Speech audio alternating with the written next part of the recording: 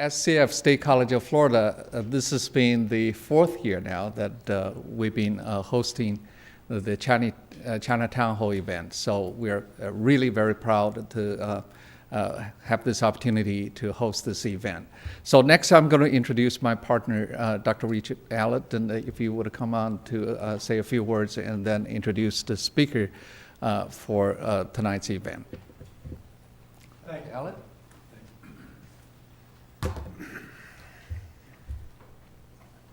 I'd like to welcome you all back here again this year. This is always an exciting event for me. On behalf of the National Committee on the United States and China Relations, I would like to thank the college, Vice President Fang, for hosting this event. The National Committee was established in 1966 as a private, nonpartisan organization, encouraging understanding of both China and the United States amongst its citizens of both countries. Tonight I have a real pleasure to introduce to you Keith Abel. Keith's a very important person to the National Committee. Mr. Abel, he's presently serving as the treasurer. He's on the board of directors of the National Committee, and he's been a China advocate for many, many years. He was also a member of the Council of Foreign Affairs, Foreign Relations. Mr. Abel has an MBA from Wharton School, an MA in International Studies from the University of Pennsylvania. He holds a BA with honors from Brown University, has studied in Beijing's Foreign Language Institute and at the University of Salzburg in Austria. Keith is the co-founder of Sungate Asset Management, a real estate investment company serving non-U.S. investors seeking to acquire significant investments in real estate in this country. Sungate Properties recently led the two largest acquisitions in the United States by a private Chinese investor. The acquisitions were a co-controlling interest in the Park Avenue Plaza and an interest in General Motors. Keith's long history has involved him with many organizations. He was the co-founder and former vice president of GSC Group. GSC Group is an alternative investment firm which he grew from inception to $20 billion in assets. He is also the co-founder and co-chairman of the Tishman Speyer GSC, Chinese Real Estate Fund, which is dedicated to real estate development in China. So with Keith's background, we're very fortunate to have him here, and he's going to share with us some of his thoughts and his relationships with doing business in China over the years. I'd like you to welcome Keith Abel. Keith?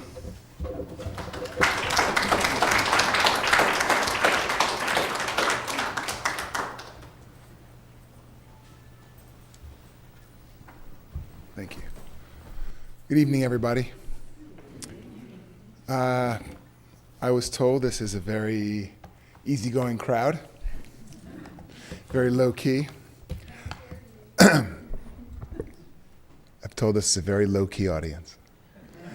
And what I'd like to do is talk about the history of doing business in China in the context of what's happened in China since the door really opened for foreigners to do business there, which was around 1979.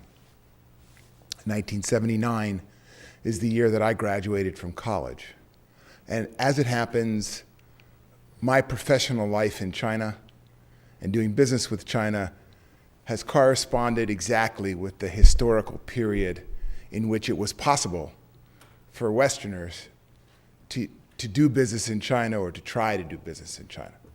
So what I'd like to do is I'd like to talk personally about my path through China, and through that, explain and share a little bit about what there was to do at each different stage along the way. Because I think in many ways what I did was what was possible. And today, so much is possible. And in the future, we can all speculate.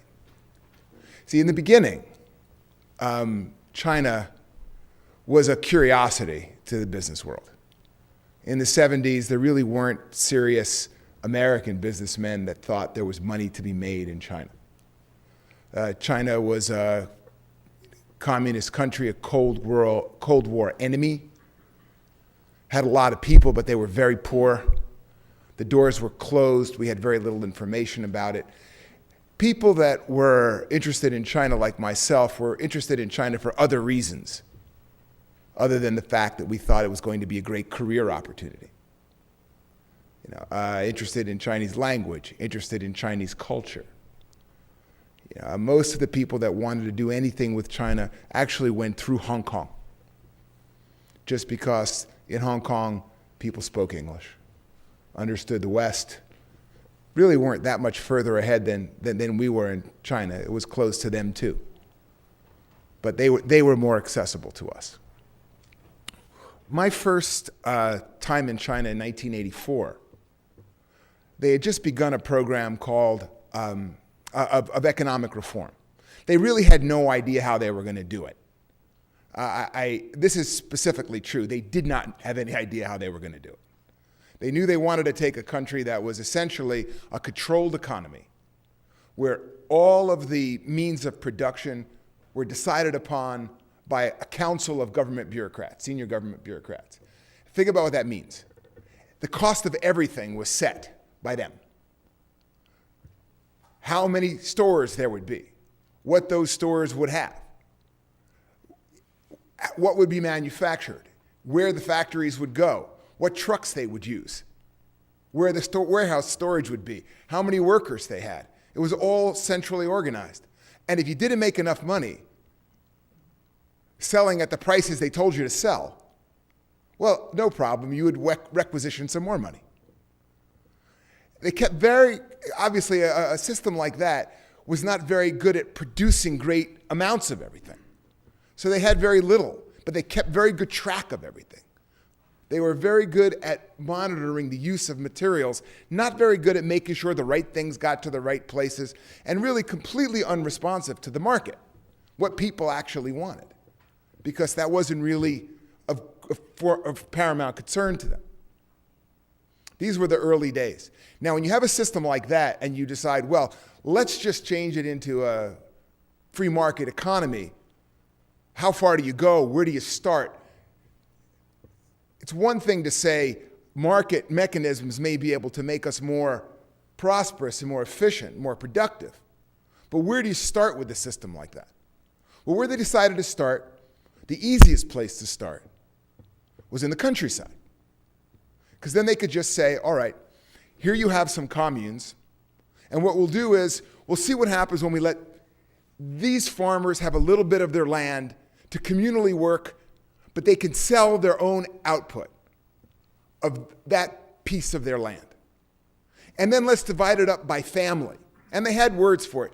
The communal responsibility system, the household responsibility system. And what they found was that, indeed, as we would have been able to tell them, when you give a family a little piece of land for their own use, they're going to work that little piece of land a lot harder than they're working in the communal properties. And it created surplus of agricultural output and kind of validated the market mechanisms and the market model. And that created other possibilities, because now you needed marketplaces in the cities to sell the output. And you started having some capital being created that was outside the system, that the farmers could aggregate and make factories to make bricks. Or maybe get a little bit of money and be able to open up a little hair salon or a little taxi business. And they allowed this in very small experiments. And nobody quite knew what would be permitted and what wouldn't be permitted. The doors were just opening. And everybody was quite nervous. How far could you go? And they did this as a way of an experiment. Let's just see how that works. And if we don't like it, we'll clamp down. Everybody was doing this in fear of how far they could go with very little guidelines and wondering if they went too far, what kind of repercussions would there be? This is still true. It's just true on a much grander scale right now. But back then it was true for really everything. And they had a laboratory just on the other side of Hong Kong, a place called Shenzhen, which is now a booming city. Back then was just a little fishing town. And there they allowed the most liberties of all. And everybody was jealous how far they could go in Shenzhen, and can the rest of us? How far dare we go? Those of us who are a lot closer to Beijing. And at one point, Deng Xiaoping said, Shenzhen is the model for China's future. Let Shenzhen spring up all over China. And that really let the floodgates loose. And every now and then people go too far. And yes, they do clamp down, they do rein them back. But this business about progressing through experimentation was the foundation of their plan. Try it out, see how it goes, allow some leniency, allow some flexibility in certain areas, rein it in when it seems to be going too far or seem to have negative repercussions. So this experimentation model has been the model. Now, for Americans that arrived back then, it was the same thing for us. We weren't really quite sure what was possible. There were a lot of restrictions. You know, we talked today about how difficult it is to do business in China. It's not an even playing field. They make trade, the deck is stacked against us. Industries are closed for foreign investment. There's intellectual piracy. There's capital controls, so on and so forth. Let me tell you how it was when I had my first job in China in 1984 as a consultant for Xerox. Xerox was more or less assigned a partner. This will be your joint venture partner. And Xerox's intention was to tap into the big Chinese market for copy machines that they hoped that they would be able to access by manufacturing there, because you couldn't export into China. But China didn't want China quality copy machines. They wanted global quality copy machines. So there was a requirement that Xerox export a certain percentage of it, which means they had to, out of China, which means they had to produce global quality. Now, nobody back then thought China could produce goods that would be good enough to export to the global economy. Yeah, you could sell silks, or Chinese handicrafts. But could you make copy machines and send them back to the United States? It sounds silly today. But for Xerox, that seemed like a very, very big problem. How can we achieve this kind of quality in China? How much of it were they? And then even worse, you couldn't take your profits out.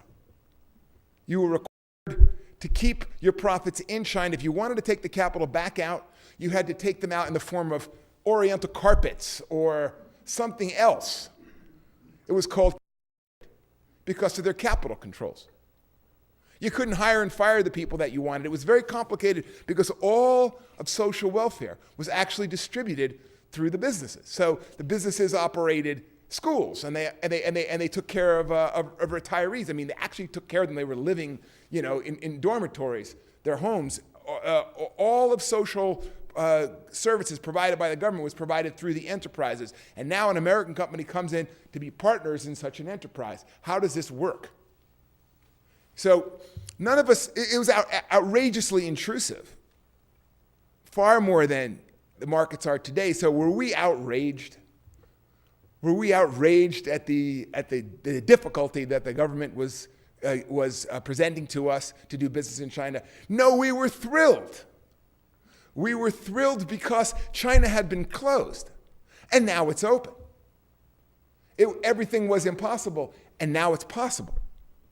There were no hope for growth in the future, and no collaboration, and no competition, no interaction, and now it's begun. How far can it go? And the theory was, you need training wheels before you have a racing bike. Of course they need to have controls. Otherwise, it could be chaos. See, Fast forward to the present day, and the Chinese are still saying, we're not ready to take the training wheels off. That's why we still have capital controls. That's why we still have closed markets. That's why we still control what industries you can be partners in and what you can't. That's why we still have so many ways that we the Communist Party of China, try to monitor and control the way in which foreigners can invest in here. And we in the West saying, well, it's not appropriate anymore. You've already graduated from training wheels.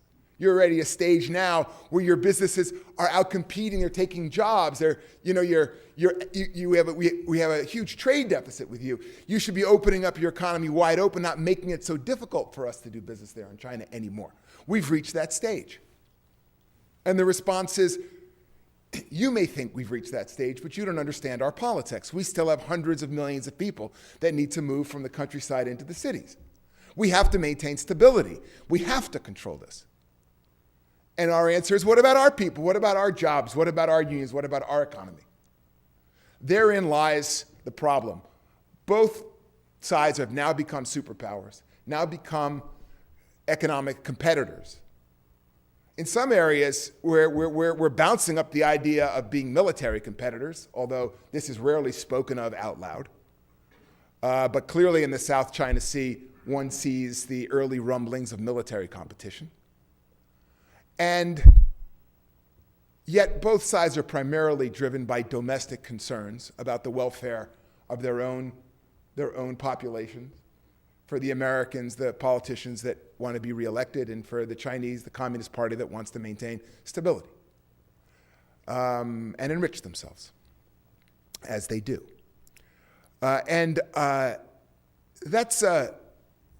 That's historically speaking, that's been the arc. That's been the trajectory that's brought us to where we are today. It's come a long way from those days when Xerox was trying to make a $15 million investment into China, which was one of the largest investments in China. And my job as a MBA student doing a summer project for Xerox was to figure out how this Chinese company and Xerox could possibly cooperate. And to do this, I went around, I talked to all the other joint ventures that were operating in Beijing and Shanghai. And it was days. There were so few. I could talk to everybody. They were delighted to talk to me because they were out there all by themselves. And I remember this one guy from Volkswagen. I said, what are you doing here? He was there for 5 years. I said, there are no cars on these streets. I said, why would you come from Germany to live here for 5 years? I said, what could you be thinking? And they all had horror stories about how hard their job was. But he said to me, and I forgot his exact number, so I'm just going to make them up. But the gist of it went something like this. He said, in America, you have one car for every 3 people. In Germany, we have one car for every 3.3 people. In Canada, there's one car for every 70 people. And in China, there's one car for every 3,000 people. He said, I don't think that China has to develop to the level of Germany or America. If China ever develops to the level of Kenya, somebody's going to sell a lot of cars in this place. And I thought to myself, what a simplistic way of looking at it. But I've thought that numerous times through my history of doing business in China, and it's those guys that have been right every step of the way. Because the story about China from the very beginning, and I'm going all the way back to the British traders in the 1800s. They used to have an expression, if you could just add 1 foot of British broadcloth to the shirt sleeve of every Chinese, you would sell more, enough, cloth to make you the wealthiest cloth maker in the world. And, the argument still works that way. It's like 1.3 billion people. Everyone has 2 armpits. That's 2.6 billion armpits. Boy, I could sell a lot of antiperspirant. It's still when you cut through it all, that is still the mathematics that drives people to China to this day.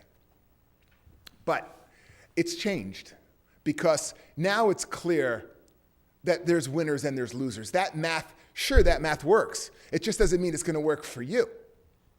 Because there's domestic competitors. And there's trade restrictions. And there's intellectual piracy. And there's all of these issues that make business in China quite difficult. After I finished working for, after I graduated from business school, I went to Goldman Sachs. Goldman Sachs was extremely interested in my background in China because I could speak Chinese. And they thought I would be a great guy to send to their brand new office in Japan. And I said, but I don't speak Japanese. I speak Chinese. And they said, well, you know, Keith, I had spent some time, I spent a year in Taiwan teaching English and studying Kung Fu. And I put it on my resume. And I was extremely interested in going back to Asia. I had done an international business program, and I had done that internship for Xerox. Those were my credentials.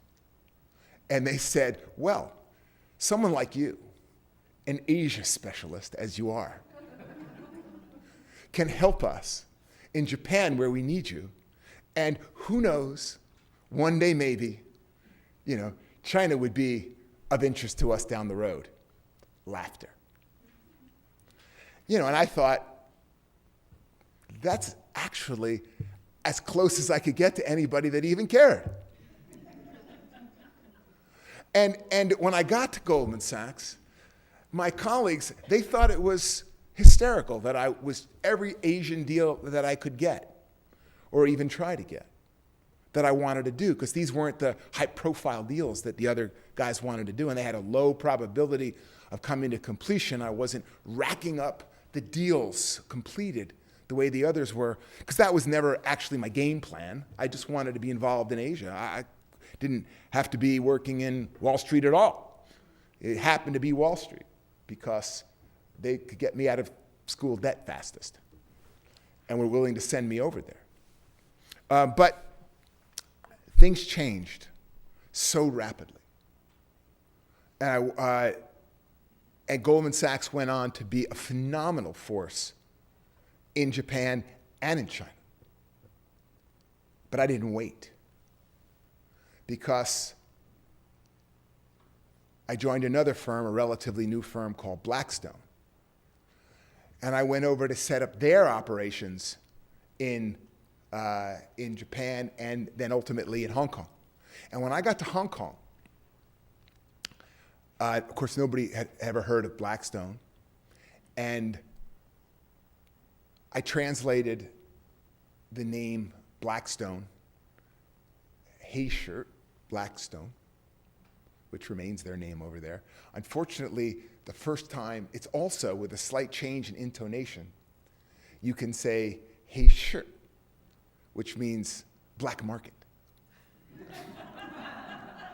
And nobody knew what private equity was. So I called myself an investment company, because I could say, you know, private equity fund, it would have meant nothing to them. So I was introducing myself a couple of times as you know, Keith A. Bell, my Chinese name I used, and I said, and I'm here representing the Black Market Investment Company. And we had 1.1 billion US dollars under management, but if you change those tones a little bit, it sounds like the number 11. So I had a good friend who was my lieutenant back then, who to this day tells the hysterical story of me getting my tones a little off. And you know, my Chinese isn't bad, but I don't know, I guess I had a bad day. And tones are tricky. And apparently, according to her, I introduced myself as being from the Black Market Investment Company, and I had come to China to invest $11. So you have to be careful with your tones. Now, back then, there was interesting things to do then, because there were decent companies. emerging in China that multinationals could partner up with. It wasn't like the days in Xerox where everything was really just a blank slate. You'd walk into one factory and it would be in the Stone Ages, and the other one would have a clean room of space age quality. And you just didn't know which was which from the outside. They were already on the Chinese side, winners and losers emerging. They were almost all affiliated with government entities. They would be owned by the municipality. They would be owned by one of the ministries. You know, there was anything that was owned by individuals, they might be owned by Hong Kong or Taiwanese companies, but if there was anything that was owned by individuals within China, they would be very small and pretty unsophisticated. This had yet to really emerge back then. But you could partner up with state-owned enterprises, and you could partner up with municipalities. I did a partnership with Stanley Tools, with a super company in southern China to which they were going to move their worldwide manufacturing of nuts and bolts, actually literally nuts and bolts, and door hinges and that sort of thing. So you could do this. And the Chinese economy was starting to become very slowly more commercial. Somewhere along the way, they had allowed people to buy the homes that they were living in. Before, the homes had been given to them as part of their work unit, but they were giving them title to their homes. This was creating ownership, capital ownership. People then could sell them. They could speculate. The real estate industry was beginning to develop. This was important because there wasn't enough money to build the cities they needed to move the 500 million people from the countryside into the city. That was just too much. And not to mention the fact there was no place for them to work. And there was no subways to take them to and from work. And there weren't buses because there weren't roads for the buses to ride on. Everything had to be built for an economy that was moving from a pre-industrial economy to an industrial economy immediately. You had to build a city the size of Philadelphia every month. That's literally the scale at which this had to be done. And I basically concentrated in Beijing and Shanghai, but the office stock in Beijing and Shanghai basically consisted of zero. There was nothing that anybody would ever consider an appropriate modern office building that anybody would want to be in. And the housing stock, the same. So it didn't really matter how many, in this country we think about vacancies. It didn't matter how many vacancies. Everybody wanted to move to a better place. Everything needed to be down and rebuilt. It was the greatest real estate development opportunity probably in the history of mankind. Now, as Asia entered the Asian economic crisis in the late 90s, China was one of the few places, because of their central control, to weather it reasonably well. But it wasn't a great time to do business there as a foreigner, not anywhere in Asia, and I came home. And that colleague of mine, the one who still kids me about the black market and the $11, she went on to become a real estate developer to ride that wave. Now, I had asked her to take over my fund management business and keep open our Asian office because I didn't want to give it up. I had to go back to New York because I was one of the co-founders. There wasn't enough to do in Asia during that period. But I didn't want to leave Asia. But she said, no. I want to do real estate development. I think it's going to be great. And contrary to my wise counsel to instead keep her Wall Street job, she then married a young real estate developer and went on to try to make their way as developers in China. And that was mid-90s. So what are we talking about? 20 years ago. They have built more commercial office space than exists in the combined cities of Houston and Dallas. I doubt there's any living developers in the world that have built more urban office towers than they have. That's the kind of possibilities that China presented to many people, but not to foreigners, because that industry was more or less closed. There were some of the biggest American real estate developers that tried. and left. Some are trying now. None of it's happening on the scale of the Chinese domestic players. It's a domestic game. That doesn't mean that it hasn't worked for many other industries. The Goldman Sachs, as I said, has been enormously successful. A lot of the Chinese financial institutions have become privatized. State government still keeping a significant stake, but they sold a stake to foreign financial institutions, took those banks public on stock listings, and they have broad ownership. Even foreigners can buy in. And the financial services industry is not closed to foreigners. There's restrictions. It's sort of in the middle. If you think about highly sensitive industries like energy and media over here, and more open industries like retail, agricultural, and manufacturing over here, the finance, insurance, they'll be in the middle somewhere. Still pretty closed by the standards of foreigners investing in our economy, but there have been winners, big winners on the part of Americans. And one thing that's been clear is that some, where there cannot be any local competitors, have done incredibly well. When I was in business school, I was in a program called the Lauder Institute that was funded by the Lauder family of Estee Lauder fame. And I was in China once with Leonard Lauder. And he said, and I said, why are you so enthusiastic about China? Because this is a very poor place. I mean, forgive me, but there's a lot less expensive makeup and perfume than yours. You guys are a very high-end luxury brand. I'm sure some of you ladies know this about Estee Lauder. I said, why would they spend money on something like this, at least in the volumes that would matter to you? And he said to me, you don't understand the power of brands. They will want it. They will spend the money. They have everywhere else. They will do it here too. And I thought, once again, they've done it everywhere else. They will do it there too. This makes no sense at all. These people are so poor. They're going to buy makeup. Once again, I was exactly wrong. Because the Chinese market for luxury goods, the highest end luxury goods, in fashions, in retail, in cosmetics, in cars, is the largest growth market in the luxury sector anywhere in the world. You needed vision to see that, more than I had. But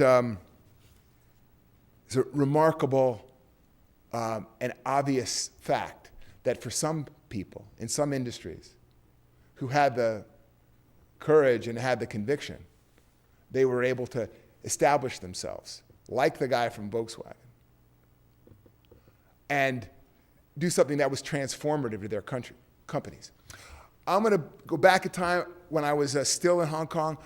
I had the idea to set up a logistics company in partnership with a U.S. trucking company, one of the largest ones, called J.B. Hunt. And I had one of the J.B. Hunt vice presidents over, and our logistics company existed nowhere but in our own minds. Here's what we had for a logistics company. We are going to start up a logistics company. And we walked into Procter & Gamble, and they were doing a request for logistics operation. And our competitors there were no local logistics. They didn't exist. There was, guys that had trucks. But the science of logistics was unknown. And there were some companies in Hong Kong, but there was nobody that worked at kind of a national scale like an American company that does coast to coast logistics, going to and from manufacturers to warehouses to retailers. Nothing like that, not on a China scale. But J.B. Hunt, of course, that was their bread and butter. So when Procter & Gamble heard that J.B. Hunt was interested in doing this, Well, we got meetings with the top guys. And Maersk, the shipping company, they wanted to be part of it. And they told us that we were the front runner to get a 5-year contract to provide them with logistics services. And the only problem was we didn't have a license, we didn't have a person, we hadn't figured any of this out at all. So I went back down to Arkansas, and I sat down with J.B. Hunt, with his vice president, and we said, this is going to work.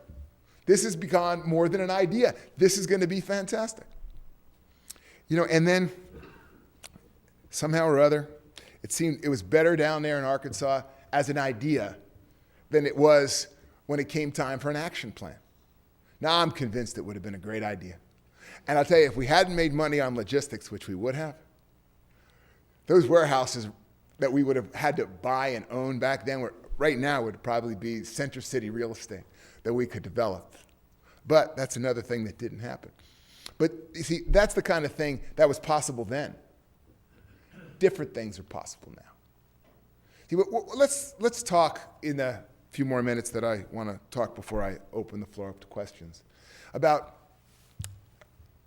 where have we actually gotten to right now with China. I mean, they bought Lenovo, and Lenovo is the largest manufacturer of personal computers.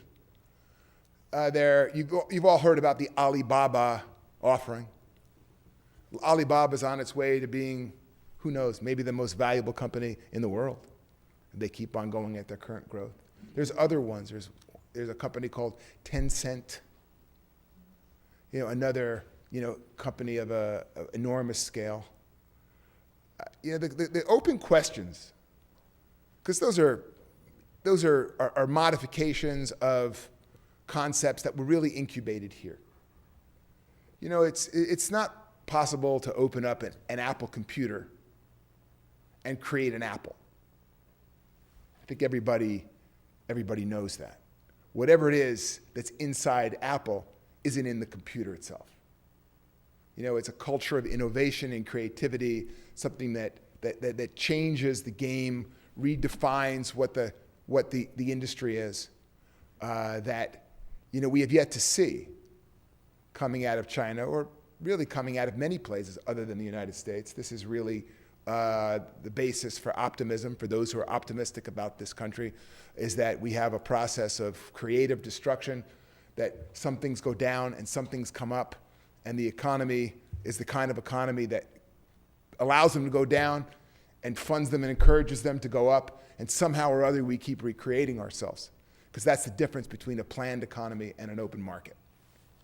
And if you believe in that, as I do, then you have to believe the United States is well positioned to be competitive in the future, no matter how much both parties of Congress squabble, as long as they don't interfere too much in the fundamental dynamism of our entrepreneurial culture. Now in China, they look at it a little differently. They don't have squabbling political parties at all. They have one party. There's internal debate inside the party. It's not a small party. I mean, there's about, I think, 70 million people in it, like the size of France. And they have their own processes of voting and agreeing on things. But that's a small percentage relative to the total population of the country. And they're very critically concerned with maintaining stability, and they have a legitimate interest and need to do that, and we want them to maintain stability. But we also believe in our country that there are directions one ought to navigate towards while you're maintaining stability. Rule of law being a big one, and fair play in trade relations being another one. Not engaging in intellectual piracy being another one. These are bones of contention with China. I think it's clear that China has not embraced the model that many other countries in Asia have embraced of emulating the West in terms of economic reform first and then political reform next, as we had hoped that they would. That it's economic reform first, and yes, political reform possibly, but not necessarily emulating the West. I don't think there would be any consensus inside China at all that the Western political model is something that they should emulate. So what does that mean as they develop? Does it mean perpetual one-party dictatorship with increasing, somehow coexisting in an increasingly wealthy and influential superpower? It's hard to say. Hard to say that they can predict the future and know which direction it's going. They have so many problems that they have to face in the immediate present to predict philosophically 50 years down the road and chart a course. Right now, they're undergoing a massive anti-corruption program. There is clearly rhetoric about rule of law.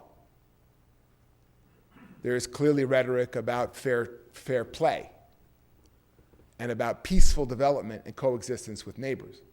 Of course, we look for actions to correspond to rhetoric. The intellectual piracy question is, depending on what you read, is terribly disturbing, hard to catch, and hard to stop. And if there is some way, we don't seem to be well equipped to be able to deal with it. I've read articles recently of CIA estimates in the trillions of the value of intellectual property that has been pirated. I don't know how they measured that or whether it's true. But it's a big number, and it's unsurprising that it would be a big number. China's corruption is endemic. It runs at all levels, bottom to top. So when you have an anti-corruption campaign, it would have to be effective, it would have to be very broad. It would involve cracking down on corruption from the top to the bottom all across the country, including powerful people. And that's indeed what's happening. The problem is, that's also when you just arrest thousands of people that are your political enemies. So the debate rages on in this country. Is it a purge for political expediency? Or is it a genuine anti-corruption campaign to root out corruption for the genuine social advancement of China? And that debate, I can tell you, does not just rage in this country. It's raging in the elite circles of China as well. The more cynical would say the first one. The more hopeful would say the second one. I'm not sure it's possible at this stage, from our vantage point, to know which it is. But we'll see. We've certainly reached a point in time where the Chinese have become rich enough and have enough surplus capital with foreign currency surpluses, of excess of $1 trillion, that it is now interesting to think about investment going the other way, going from China into the United States. See, so my career has now come full circle. In the beginning, we were trying to get American investment into China and educate Americans about how to do business in China and who to be partners with. And now I find myself going to China, looking for deep-pocketed Chinese partners to come back to the United States and teach them how to do business here. And I'm concentrating primarily in real estate because real estate is a good thing to do from New York City. And with my 9 and 10-year-old boy, I'd rather not travel too far from home if I can help it. But it's also an industry where so much of their money has been made that it is something that they understand very well. They're among the world's most experienced, most sophisticated, and most innovative real estate developers. So they understand a good real estate opportunity when they see one. But there's also investment in technology, IT. There's also investments in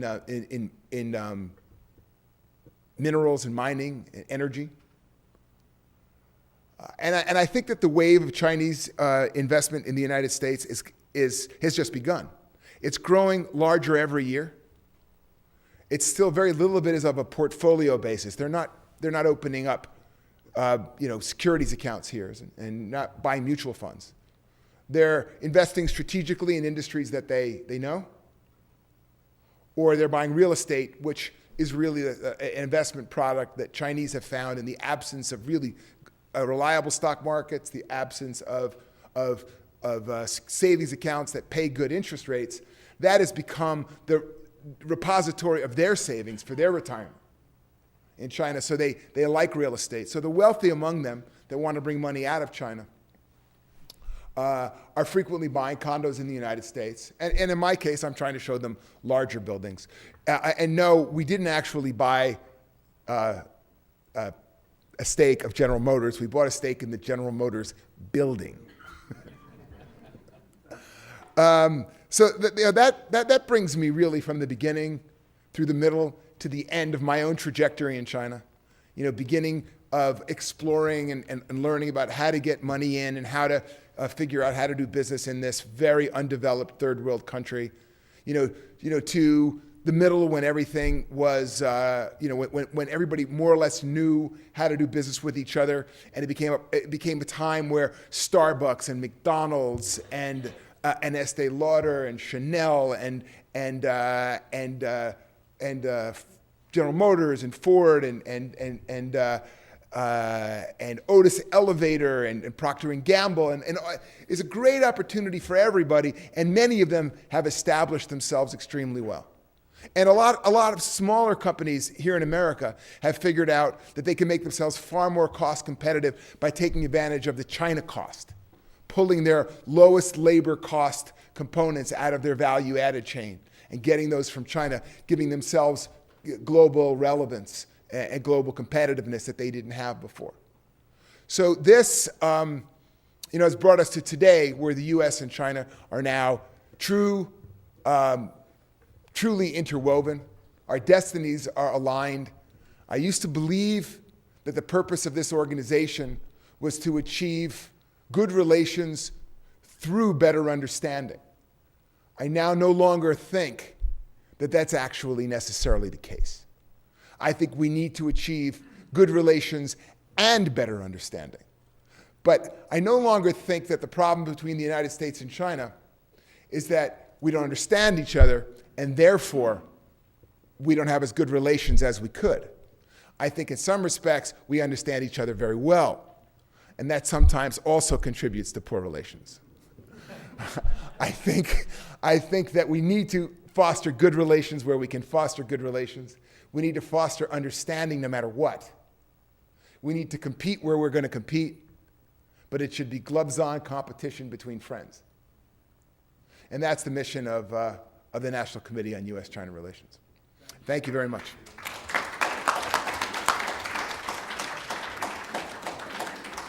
We do have a short time for questions from the audience.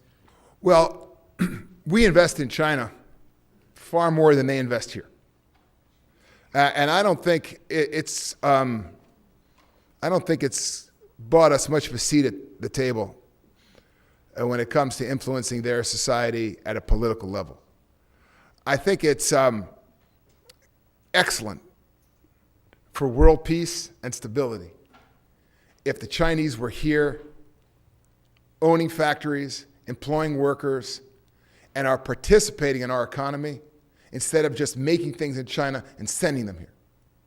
I remember when I was a younger man, people smashing Toyotas on the street because of fear that Toyota was taking American jobs away from General Motors and Ford and Chrysler. Where are we today? Daimler owns Chrysler, and Toyota is manufacturing in Tennessee. The best way to foster collaboration and cooperation between the U.S. and China is if we actually intertwine our economies more. Otherwise, it's going to be nothing but head-on conflict. I don't think this buys you political influence in Washington at all, and I'll tell you why. It might buy you political influence, in state capitals or at municipalities, just the same way any other employer does. But the level of foreign investment to achieve that is just almost unimaginably distant future, not for an economy as large as ours.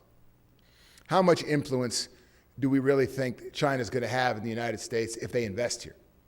Is it going to be disproportionate? Are they going to influence our elections and so on and so forth? You know what? I have lost a lot of the rose-colored glasses of that kung fu student back in the 70s, thinking that all we had to do is just understand each other better and everyone would just get along. But I do not fear that. I think that the problem is a lot closer to the problem that you talked about. The Chinese have a public relations problem in this country that they just cannot fix. And I'll tell you why. They do not have free elections or any kind of political process that remotely resembles democracy, which means our elected officials don't like it. They do not have freedom of religion, at least not religion that gets organized on a scale that we would understand religion. They don't mind small amounts of private worship, but not large churches that can aggregate people and actually participate in social discourse. So without freedom of religion, our churches don't like it. They don't have freedom of expression and publication, so the university professors and other academia don't like it. They don't have freedom of the press, so the press doesn't like it. Well, let me tell you, when you get the press and the churches and the politicians all against you, and you throw in the U.S. Congress, you got a public relations problem that just isn't getting fixed. Now, it didn't used to matter because at the end of the day, the business community just wanted to make money in China. So they were a big advocate. No matter what else, let us do business there. See, but now the business community has gone from that to some people are still saying that. Other people are saying they're unfair competitor intellectual pirates. They've split the business community. And the unions didn't used to care at all. But now they think they're losing their jobs. So actually, they have so much bad press that it's actually creating a perverse problem. Too little balance in the conversation in the United States. Politicians that don't really even have passports railing as their only foreign policy position against China, which they don't understand very well. So I think actually it's healthy for the Chinese to come here and own factories and be participants in our society so that we can understand each other better, because that cannot be bad for the world. You know, it was quite a impressive display of activism on the part of, what are basically very polite, well-behaved, studious kids. They're worried now, as they have been all along, about what one country, two systems means to them. They'd like democracy. They wanted democracy during the Tiananmen protest as well. The Chinese government shut down Tiananmen pretty definitively, and I have no doubt that they would have shut down the Hong Kong protest if it had come to that. And the public relations repercussions would have been terrible. But the kids were not that committed. their Chinese National Day holiday was over. They went back to school. They got tired of lying on the concrete, so they went home. You know, I was talking to, I had lunch last week with the financial secretary of Hong Kong, and he said, you know, they were prepared for emergency measures, but, you know, in the end, it's uncomfortable. You know, the kids listened to reason. It was over, they went home. So it's going to be a long process. Nobody really knows what one country, two systems is going to mean. If there had been real repression in Hong Kong, that would have had repercussions in Taiwan. That's not what the Chinese want at all. They certainly don't want both political parties in Taiwan to solidify an absolute distrust of China. And they don't want Hong Kong to be sort of fomenting problems that are going to spill over into China itself. So what happened was the best thing that could have happened. The students expressed themselves and then went back to school. It might not come to much more than that. I didn't see any signs from my vantage point. I was there just before it happened, and I'm going to go back again in a couple of weeks. But I didn't see anything that felt like true social upheaval. Now, had it spilled over into China, where you have peasants who feel their land has been taken from them, and you've got great social inequities as some people have gotten wealthy and some have not, where you have a system that, you know, has got corruption up and down and some people feel that they're just not getting a square deal. Had it spilled over there, you could have had real anger popping up, and that would have been what concerned China. Hong Kong is essentially not a very corrupt place. It's a very nice place. The people that live there like living there. I don't know whether they think they have the same opportunities they used to have, but it's just not the most logical place over abstractions like voting procedures for what's essentially their electoral college that's going to bring the masses to the streets with pitchforks. And it didn't. Thank you. This was really a great performance tonight. I appreciate it. Let's see the next one.